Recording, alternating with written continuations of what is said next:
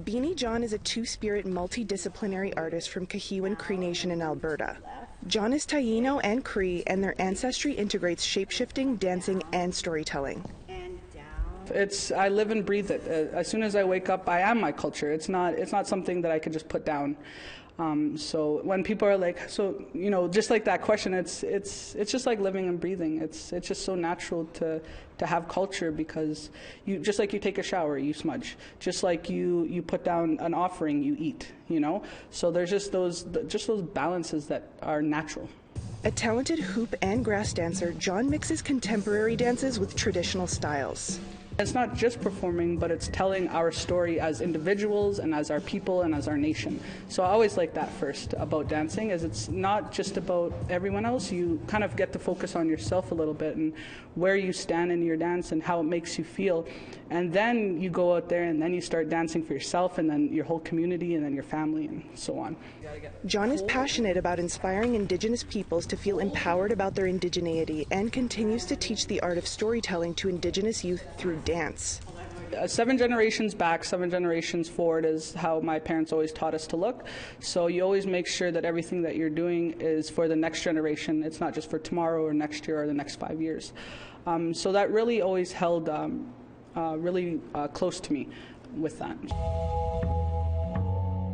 Katie Coochie is an Ojibwe professional dancer from Nipissing First Nation, an Ojibwe reserve in Northern Ontario. Coochie's love for dance was ignited by watching traditional dance performances in her community. It wasn't until she was 7 years old that Coochie began taking professional ballet classes.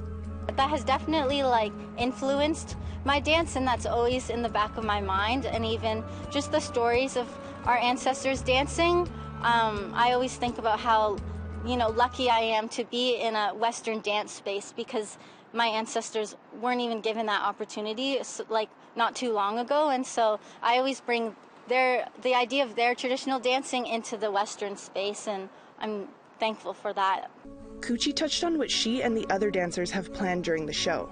We have all the dancers coming together in one piece. We're kind of doing duets, and then a group piece, and then another duet. It's just everyone's just dancing and jamming out together on stage, and so we're creating that, and it's really exciting to be dancing with so many new people.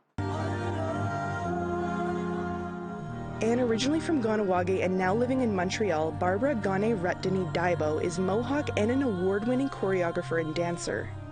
She specializes in combining traditional First Nations dance with contemporary styles to create works that highlight the diversity of Indigenous perspectives.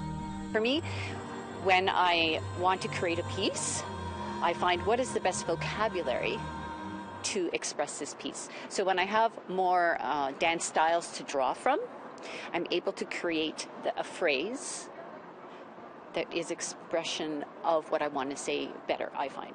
It's a movement vocabulary, just like a word vocabulary.